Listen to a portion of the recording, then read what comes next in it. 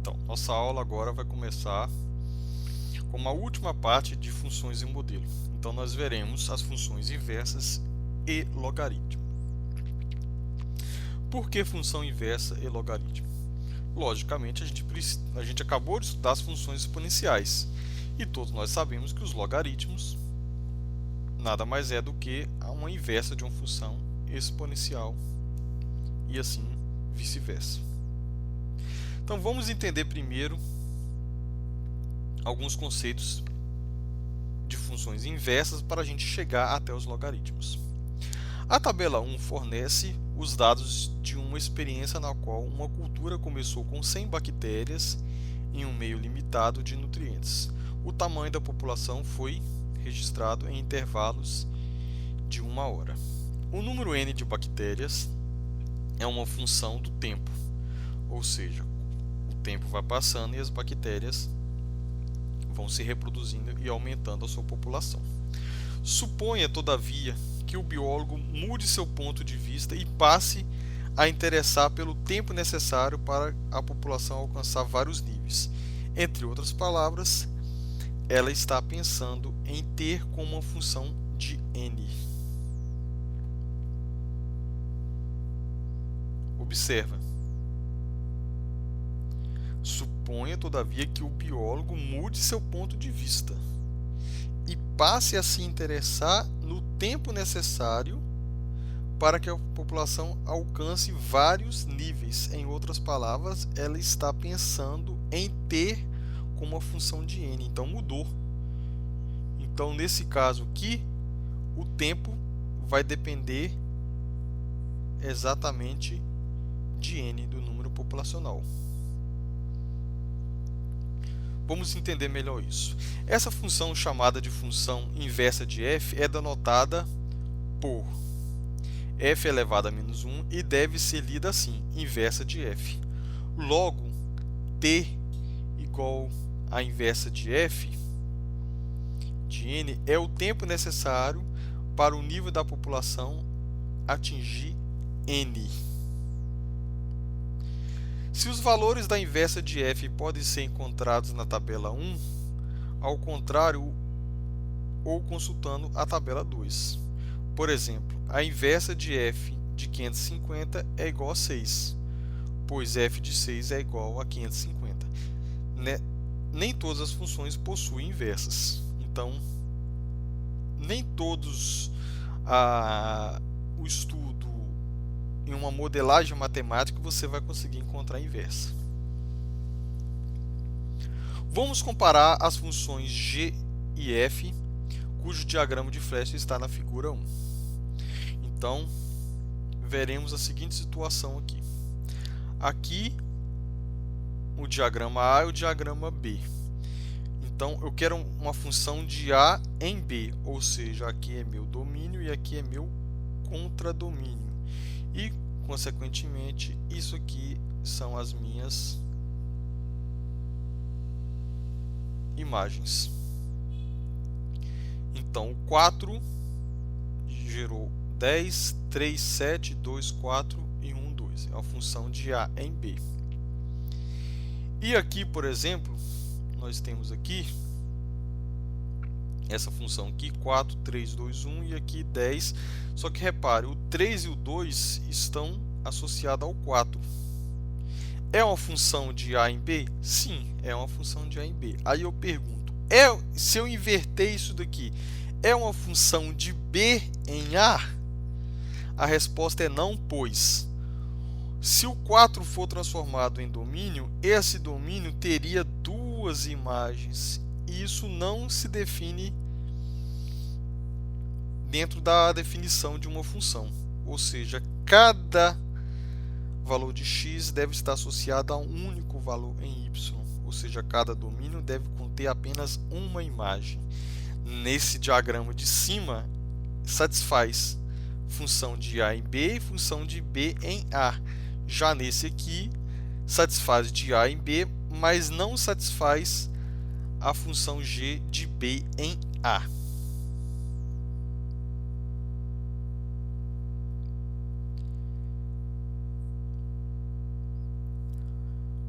Observe o seguinte, o g de 2 é igual a g de 3. Que é esse daqui, ó, que eu falei. É o que eu acabei de falar para vocês aqui, o que ele colocou no texto. Funções que compartilham essa última propriedade com f são chamadas funções injetoras. Uma função é chamada função injetora se ela nunca assume o mesmo valor duas vezes.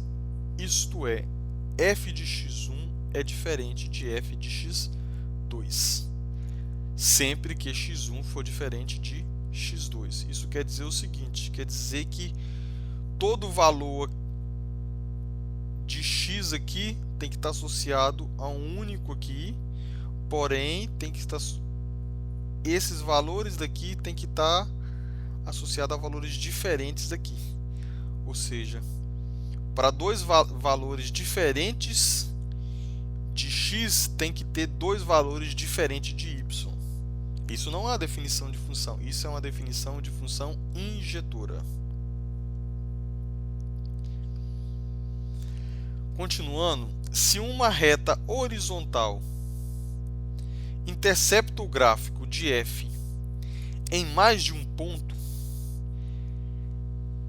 então vemos na figura 2 que existem números x1 e x2 tais que f de x1 é igual a f de x2. Observa, esse x1 aqui possui um f de x1 e esse x2 possui também um f de x2. Só que o f de x1 e de x2 são os mesmos valores. Isso significa que f não é uma função injetora. Portanto, temos o seguinte método geométrico para determinar se a função é injetora. Então nós vimos anteriormente pelo diagrama, agora nós vimos pelo método geométrico, ou seja, pelo método gráfico.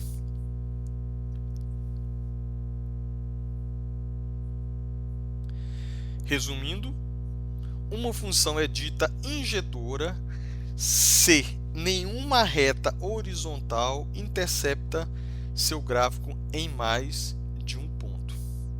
Tá? Lembra lá na definição de função, olhando para o gráfico, lá na definição de função, a reta não é horizontal, a reta é vertical. Se você pega um gráfico, traça uma reta vertical e essa reta corta o seu gráfico em dois pontos, esse seu gráfico não é uma função. Aqui já é diferente. Aqui faz-se uma reta horizontal e se ela intercepta o gráfico em dois pontos, significa que a função não é injetora. A função f de x igual a x ao cubo é injetora? Vamos resolver o seguinte problema. Se x1 é diferente de x2, então x1 elevado ao cubo é diferente de x2 elevado ao cubo, ou seja, dois números diferentes não podem ter o mesmo cubo. Portanto, pela definição, f de x igual a x ao cubo é injetora. Solução 2 seria pelo gráfico, né? Você faz o gráfico da função e através do gráfico da função, como é uma função ímpar, é só você fazer 180 graus, lembrando que nós já estudamos isso. Você desenha a parte positivos para os valores de x, depois você vira o gráfico em 180 graus para cá e ele se torna o gráfico de uma função x elevado ao cubo. Aí, se você traçar as retas horizontais em relação ao eixo x, você vai ver que essas retas horizontais não cortam o seu gráfico em dois pontos. Então a gente pode, pelo gráfico, também afirmar que ela é uma função injetora. Funções inversas e logaritmos. Vamos continuar aqui com as funções injetoras. São importantes, pois precisamente as que possuem inversas, de acordo com a seguinte definição, seja uma função f uma função injetora com domínio A e imagem B. Então a sua função inversa de f tem domínio B em imagem A e é definida por inversa de f de y é igual a x se e somente se f de x é igual a y para todo y em B. Essa definição diz que se f mapeia x em y, então a inversa de f mapeia y de volta para x. Se f não for injetora, então a função inversa de f não seria exclusivamente definida. É o que nós vimos lá no gráfico anteriormente. Vou voltar e mostrar para vocês o seguinte. Observe esse ponto aqui, ó. É que eu falei para vocês anteriormente. Cada valor aqui associado a um valor. Observa. Esse 4 associado a um valor de 10. O 3 a 7. O 2 a 4 e 1 a 2. Ou seja, cada domínio corresponde a exatamente uma imagem. E cada imagem também corresponde a um único domínio, aliás, vários domínios diferentes. É o que não ocorre aqui, ó. Então aqui nós temos f de A em B e f de B em A. Já aqui nós temos f de A em B, mas se você tentar fazer a inversa, você não consegue, porque você não tem a função B em A. Porque essa imagem aqui, que se eu tentar fazer ela agora uma inversa, essa imagem, se passar a ser domínio, nós temos um valor do domínio associado a duas imagens diferentes. Isso não é definida como função. Então, explicando melhor essa definição aqui, seria lá pelo diagrama de Venn que eu acabei de mostrar para vocês, ok? Então, o diagrama de seta da figura 5 indica que a inversa de f reserva o efeito de f. Ou seja, f de A em B pode ser inversa de B em A. Note que o domínio da inversa de f é igual à imagem de f. E a imagem da inversa é igual ao domínio de f. Por exemplo, a função inversa de f de x é igual a x ao cubo. E a inversa de x é igual a x elevado a 1/3. Porque se y é igual a x ao cubo, então a inversa de y é igual à inversa de x ao cubo. Ou seja, x ao cubo elevado a 1/3, que é igual a x. Atenção, não confunda o menos 1 em f elevado a menos 1, que a gente chama de inversa de f, com um expoente. Assim, a inversa de f de x não significa que é 1 sobre f de x. Assim, 1 sobre f de x poderia, todavia, ser escrito como f de x elevado a menos 1, e não como inversa de f. Certo?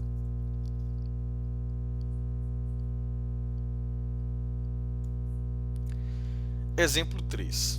Seja f de 1 igual a 5, f de 3 igual a 7 e f de 8 igual a menos 10, encontre f de a inversa de 7, a inversa de 5 e a inversa de menos 10. Da definição de inversa, temos que a inversa de 7 é igual a 3, porque f de 3 é igual a 7. A inversa de 5 é igual a 1, porque f de 1 é igual a 5. E a inversa de menos 10 é igual a 8, porque f de 8 é igual a menos 10. Né? Então ficou uma coisa bem simples, né? O diagrama da figura 6 torna claro que a inversa de f reverte o efeito de f nesses casos. Foi o que eu expliquei para vocês lá, porém lá no segundo diagrama não acontecia. Agora é o que você já pode ver diferente, ó. Para cada valor diferente de x aqui, nós temos um diferente de y aqui. E para cada valor de y diferente aqui, nós temos um valor diferente de a aqui. Ou seja, cada domínio há uma imagem diferente e cada imagem diferente associada a um domínio. Então as funções reverte entrada e saída. Então aqui nós temos a função f e aqui nós temos a função inversa de f, ou seja, que também podemos chamar a função de b em a e aqui de a em b. Então a função a e b é f e a função de b em a pode ser chamada inversa da função anterior. A letra x é usada tradicionalmente como uma variável independente. Logo, quando nós nos concentramos na inversa, em vez de f, geralmente revertemos os papéis de x e y na definição 2 e escrevemos que a inversa de f de x é igual a y, ou f de y é igual a x. Substituindo y na função 2 e x em 3, obtemos as seguintes equações de cancelamento. A inversa de f de x é igual a x para todo x pertencente a A. E a função da inversa de f de x é igual a x para todo x pertencente a B. A primeira lei de cancelamento diz que se começarmos de x, aplicarmos f e em seguida obteremos de volta o valor de x de onde começamos. Veja o diagrama da máquina na figura. Então, se você aplica x a uma função f, você vai resultar o f de x. Se você aplica o f de x numa função inversa, ela vai voltar até x. Certo? Assim, a função inversa desfaz o que f faz. A segunda equação diz que f desfaz o que a função inversa faz. Por exemplo, se f de x é igual a x ao cubo, então a inversa de x é igual a x elevado a 1/3. As equações de cancelamento ficam. A inversa de f de x é igual a x ao cubo elevado a 1/3, que é igual a x. E a inversa e a função f de inversa de x é igual a x elevado a 1/3 elevado a x, que é igual a x. Ficou claro o exemplo para vocês aqui, né? Essas equações simplesmente diz que a função cubo e a função raiz cúbica cancelam-se uma a outra quando aplicadas sucessivamente. Ou seja, isso nos remete que elas são inversas. Vamos ver agora como calcular as funções inversas. Se tivermos uma função y igual a f de x e formos capazes de resolver essa equação para x em termos de y, então, de acordo com a definição 2, deveremos ter que x é igual à inversa de y. Se quisermos chamar a variável independente de x, trocamos x por y e chegamos à equação y igual à inversa de x. Como achar a função inversa de uma função injetora? Primeiro passo: escreva y igual a f de x. Isole x nessa equação, escrevendo em termos de y, se possível. Para expressar a inversa com uma função de x, troque x por y. A equação resultante é y igual à inversa de x. A princípio, trocar x e y para encontrar a função inversa também nos dá um método para obter o gráfico da inversa a partir de f, uma vez que f de a é igual a b, se somente se a inversa de b é igual a a. O ponto A e B está no gráfico de f se e somente se o ponto B e A estiver no gráfico da inversa. Porém, obtemos o ponto BA de AB, refletindo o entorno da reta x igual a y. Veja o exemplo 8. Então aqui nós temos a seguinte situação. Aqui nós temos uma função y igual a x. Essa função aqui. Esse ponto aqui A e B. E esse ponto aqui B e A. você pode ver que ele tem uma simetria aqui, ó. Eles são simétricos aqui. Então, olha, observa a figura 9. O gráfico da inversa de f é obtido refletindo o gráfico de f em torno de y igual a x, ou seja, aqui esses pontos ficaram simétricos, certo? Aqui é uma função y igual a x, função igual. Para cada valor de x é o mesmo valor de y, então ela é uma central, ela é simétrica aqui. No caso aqui também é chamado de primeira bissetriz, né? Então a função inversa ela é dada em cima dessa bissetriz aqui. E nesse caso nós temos a seguinte situação: aqui nós temos a função f e aqui nós temos a inversa de f.